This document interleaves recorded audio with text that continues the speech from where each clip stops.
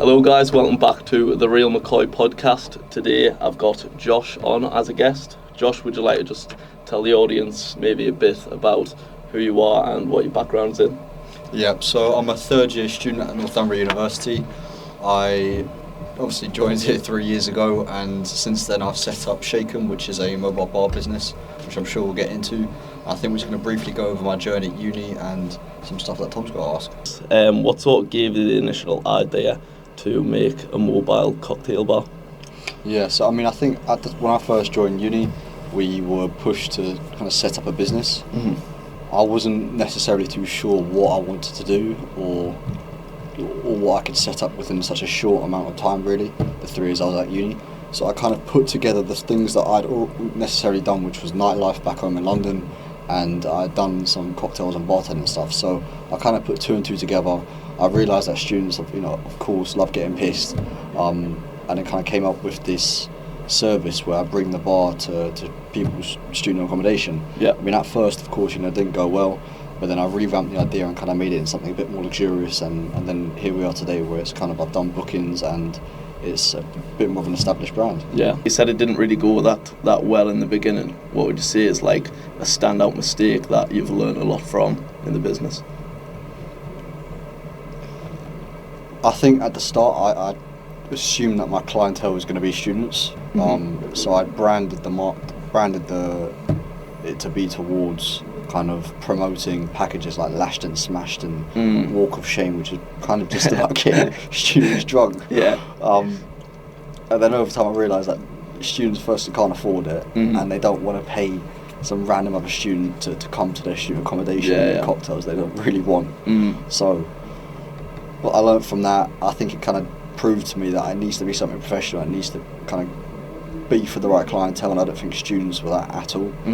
So I think that was definitely my first and biggest mistake, was targeting students and with stuff that's just not really professional enough. Yeah, I think that's a mistake that a lot of people make when they're sort of like a uni student themselves. They sort of just think like the whole world revolves around uni students. Yeah.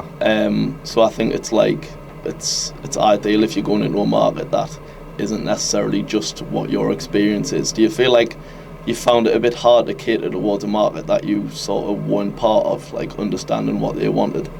Yeah, I mean, I think it was definitely part of that, but also because I'm not from Newcastle, it's like I don't have much of a network up here. Yeah. And I think kind of tapping into that network when it's not my age group and I'm not from here can be difficult. But I managed to weave around it. You figure out ways, and then you kind of figure out kind of what works for you, really. Yeah. What would you say like the biggest difference is of living in Newcastle up north compared to London? Yeah. I mean, obviously Newcastle is a lot smaller. Yeah. It's typical. People are friendly up here. It's just a fact. People are a lot more friendly. You talk to people. Yeah. People are a lot more sociable. Back home in London, of course, I like London. It's my home, but people are a bit. Everyone's quite focused in some sense. Like people kind of just get on with their life. It's not too much. You don't really bump into people that much. And kind of Newcastle, I still meet people. I bump into people that I met in first year, even to this day. That's also because it's a university town and a city and stuff. But I think it's because it's so close together. You're always going to bump into people that you know, which is quite nice. So would you say you found it easier to set up this business in Newcastle because it was sort of a smaller area and it's maybe easier to get like recognition? Yes and no. I mean, yes, because it's smaller and I was kind of pushed to start up here anyway, so they gave me support. They had people who they knew could help market and grow the business. Yeah. There was people that I could speak to if I needed advice. So in some sense, yes, but then also no, because back home is obviously where I'm from. I've got my network there. I know people there, and I'd worked in hospitality back home, so I kind of had a bit of a network and people who'd worked in hospitality and bartending. So it had I guess it had pros and cons, like either way. Yeah. Yeah. So you do the business in Newcastle and in London, don't you? Yeah. So it's Newcastle, London. I mean, it's quite typical. I'll get bookings in London when I'm up in Newcastle, and bookings for London when I'm up in. Bookings for Newcastle when I'm down in London. So that's quite typical. I don't know why that happens, but that's just part of it. It's aim to do it in both, but I'm trying to expand it more to Newcastle. Yeah. And try to push it a bit more here, really. Yeah. You've talked to me a little bit about sort of saying like it's not something that you want to do forever necessarily. Why do you think that is? Yeah, I mean, that's purely because I don't like promoting free pink cocktails. I just don't. It's had its time, it's been good fun, but I'm just not enjoying kind of promoting daiquiris and sunrise tequila. Or, it's just not enjoyable for me, especially when I'm not much of a drinker. Yeah. So I think the actual part that I did enjoy of doing this was the organisation and the events part. But yeah, as I said, doing the cocktails and all that stuff was just not something I'm really interested in. So yeah, I'm hoping to kind of just use this as an experience. Yeah. Say, okay, this was a cool little startup I set up in business, and just move on, really. What would be your biggest goal from your podcasts in general? Not just obviously, I'd just say volume, mate. To be honest, I'm very much of the mindset that the more you do something, you're bound to just improve just through experience. I think that's something that our course is very good at. Yeah. When I look at other uni courses, it's very much like, I don't think I'd suit that at all. I feel like the actual like trial and error that they get us to do, of like actually like just getting stuck into something, is something that I suit a lot. I'm not very I do terrible with like exams and stuff like that. So I think that's something that I've learned. It's about the action of just actually like going in the deep end, and you're not going to get it perfect first time or even 10th time, but on your 100th try you might like actually resemble something that's half decent. In your Instagram bio, I've seen that you've got 1% every day. Could you expand a little bit on that? Yeah, I mean, that's this little short, silly kind of little quote thing. Yeah. It's, in some sense, even though it is like a little silly thing, it does have a bit of meaning behind it. 1% every day is kind of just like doing little small things every day, whether or not that's, I don't know, to your business or to your personal life. Just about kind of doing something small every day, which kind of takes you out of your comfort zone. Yeah. To help you grow in some sense. I've So that's what that means. I'll show you here. Yeah. I've got it as my As your home screen. my home screen as well. Yeah. I got a diary for Christmas. Diary of a CEO. Yeah. And that built. Have you read the book Atomic Habits? No, but I've heard of it. Yeah. So they taught a lot about in there about the 1%, and that's sort of built on the back of that, of just like making small little steps towards your goals, which I think is really important. I think it can be very overwhelming if you've got like a goal, like say a year in the future, because you've got no like actual road path to get there. Yeah, no, that's. I mean, I saw something like 1% every day means you're 37 point. Yeah. I don't know, 9-8% better than you were a year ago, or something along the lines of that. Yeah. So what would you say is like the sort of little things that you try and focus on to get 1% better every day? When it comes to actually answering it, I don't know. I think today, for an example, it was the fact that I had a call with some guy about the business. I felt a little bit uncomfortable because I didn't really know what he wanted, or kind of like the questions he was going to ask me, and I couldn't be too prepared for that. So I feel like I was kind of just doing it, knowing that regardless of what happens, it's going to come out and it's going to be a bit of learning experience. And then it's also, I guess, doing something that makes you uncomfortable. So to me, it will be, I don't know, doing a hard boxing or training session today. Yeah. Tomorrow, I don't know, reading an extra few pages of your book or your journal or something. Yeah. I think it's just doing little small stuff like that. Yeah, I feel like it can be hard as well. Like, say you miss a day, sort of built on like the idea of 1% every day. If you miss a day, it's so important like to get back at it the next day and make sure that's not turning into an actual like a new routine. Yeah. I'd also just like to talk about with your business, sort of teaching other people to make cocktails. Yeah. Which is something I know you do. Would you like to just like expand a little bit on that and maybe like what that's taught you in the business? Yeah. I mean, I didn't initially think I was going to be teaching people how to make fruity cocktails. Yeah.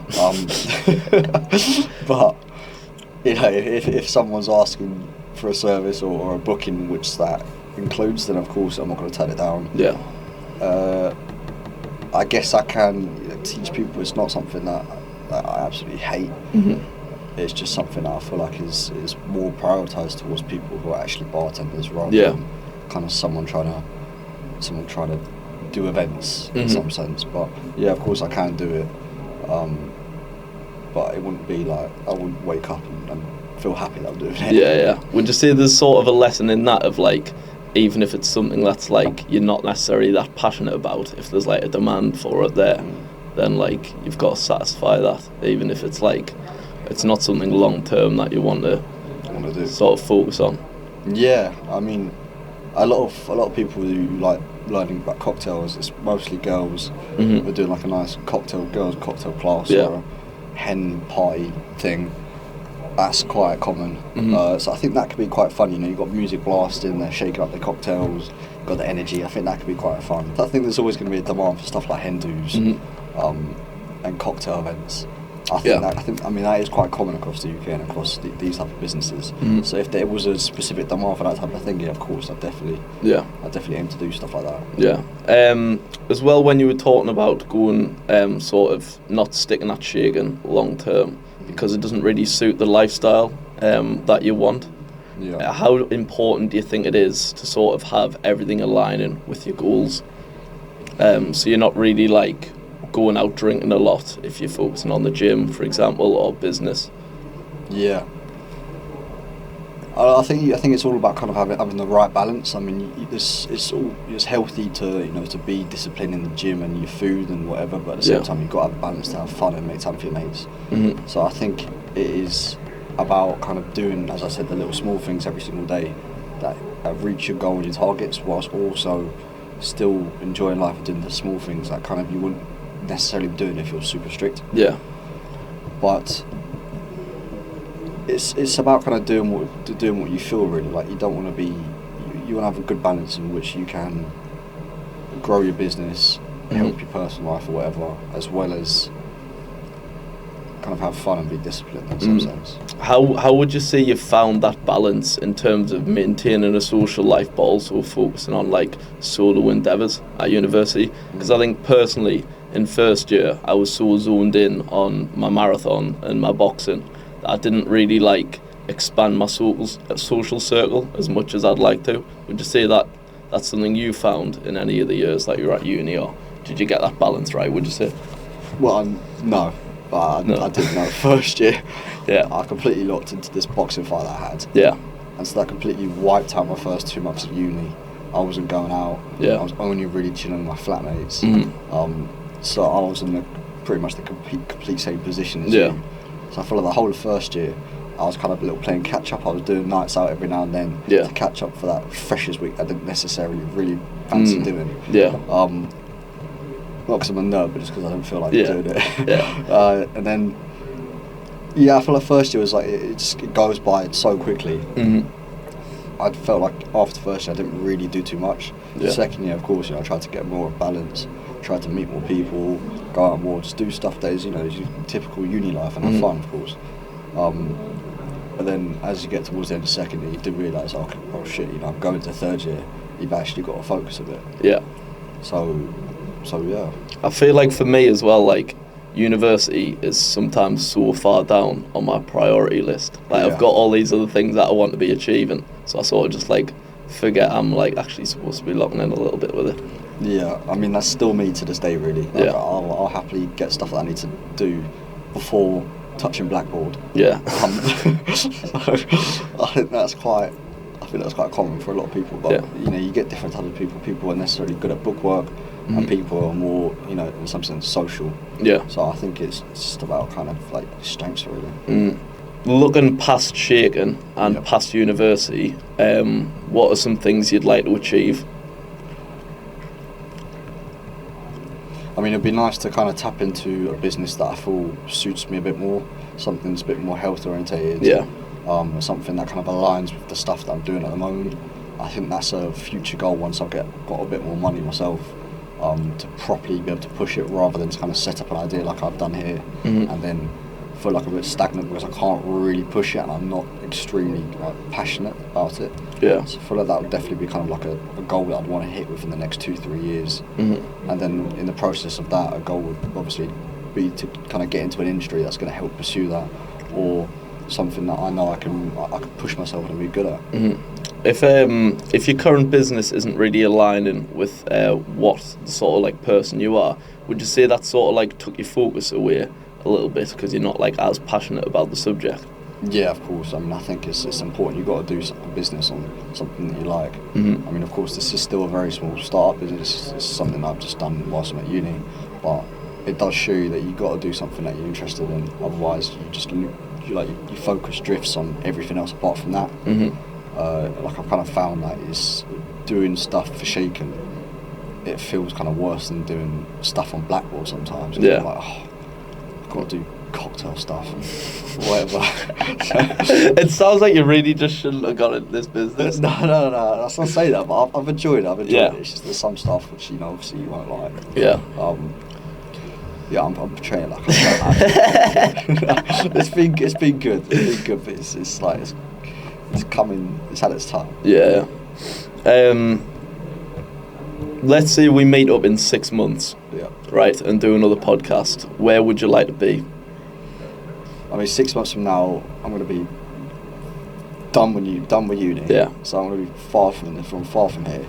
Well, not far, I'll be in London, but I think it'll be literally just about kind of finding the industry that I want to be in. So I'd ideally be in a job that I think is going to suit my career, Mm-hmm. or something that I think is going to be in, or kind of be close in that stage of kind of signing contracts and in a job that I like really. Mm-hmm. So I think that would be the main goal from now till 6 months. Yeah. Because 6 months time is what, like, I don't know, August? Yeah, August time, yeah. Yeah, it'd be about kind of securing a job and just kind of getting the rest, the next few years kind of in place really. Mm-hmm. What experience at uni would you say has really stood out for you? This could be something emotional, this could be something funny, this could be something you thought, oh, I look like such a prat. It could be anything. I think it's probably is the boxing, to be fair, mate. Mm-hmm. I think that was something that was so outside my comfort zone. I mean, we literally both did it around the same like time in our uni journey, like straight away. Like at first I was just like, oh, that'll be an absolute laugh, like just make like an entrance in front of like all my mates and that. But then like the closer it got to it, I was an absolute wreck, mate. Yeah. Just because it's like it was so far like from anything that I'd ever done before. Yeah. And I was like, what have I got myself into there? But I sort of like proved to myself that I could actually do it. And I think as well it's just like it improves your confidence, like knowing that you can handle yourself like at least a little bit. Yeah. Do you know what I mean? Even though it's just like a student fight, you're like, I can actually like take a punch and like give a couple back. Yeah, of course. What would you say for you is like I think it's got to be the same thing. I think doing that fight, it's like really wakes you up. You're like, Mm-hmm. shit, you know what? I've actually got to do this now. I think it wasn't necessarily the actual fight itself. I think it's more the fact that you get your family and your friends there. Yeah. So you get just all the cheering, the atmosphere. I think that was it. But it's also little stuff. I don't know. Like for my birthday, we went out in banana costumes. Yeah. Like it's just little stuff like that you do at uni, which you wouldn't do anywhere else. Yeah. Which I think is something that is important and something you remember throughout the rest of your life. Really. Yeah, it was a bit of a shorter episode because Josh is a very busy guy. He's got lots of business stuff on. Yeah, of course. But I'm sure that we'll revisit this in the future. Get another little episode going. So I finally got a name for the podcast after it being called the Untitled Podcast. Josh, what do you think about the Real McCoy Podcast as a name? That's right. That's really, I thought the name was the Untitled Podcast. No, so it was that, but that was just whilst I was like thinking of a name. Whilst the real name was pending. Yeah. I thought that was a pretty good name, the first one. Yeah, I thought it was decent, but I got some feedback on it, and people were like, "Oh no, I don't really like it." Really? I don't think they got it for some reason. Yeah, I don't know. I think if it's obviously your name, it makes complete sense, doesn't it? Yeah. But yeah, I think it's a decent name, bro. Yeah. So thank you all for listening, and I'll see you in the next one.